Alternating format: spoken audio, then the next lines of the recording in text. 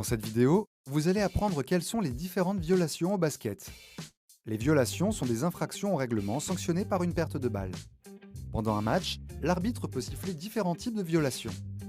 Le premier type de violation est la sortie. Lorsque le porteur de balle met le pied en dehors du terrain, ou même sur la ligne, l'arbitre siffle une sortie. Tant que la balle n'a pas rebondi en dehors du terrain, un joueur peut la récupérer en sautant tant qu'il prend son appel à l'intérieur du terrain. Le second type de violation est la reprise de dribble. Lorsque le porteur de balle arrête son dribble, puis dribble à nouveau, une reprise de dribble est sifflée. Pour l'éviter, après avoir arrêté de dribbler, le porteur de balle doit passer le ballon ou tenter un tir. Le troisième type de violation est le porté de balle.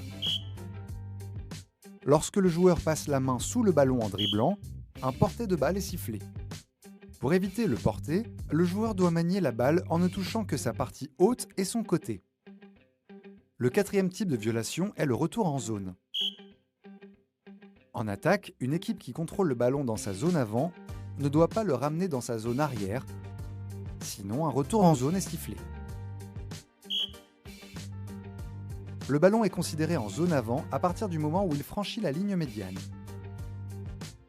Le cinquième type de violation est la faute de pied. Au basket, il est interdit de toucher le ballon du pied volontairement.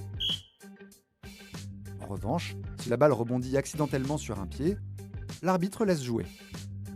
Vous connaissez maintenant les principales violations, sauf le marché et les violations liées au temps.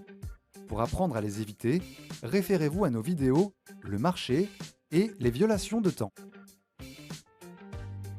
Toutes les violations sifflées par l'arbitre sont sanctionnées par une remise en jeu pour l'adversaire derrière la ligne de touche, au niveau de la violation. À vous de jouer!